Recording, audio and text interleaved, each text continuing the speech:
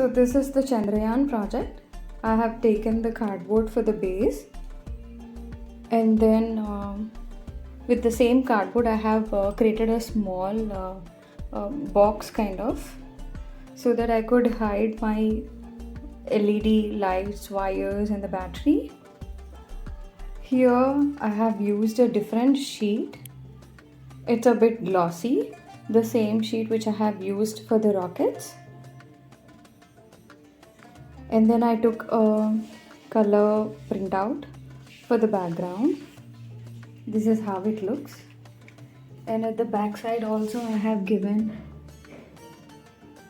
the black color sheet. I have taken the printouts, color printouts, and I have stick to it. And I have sticked the LEDs inside behind the cotton. I also made this e-robocraft so that when I press,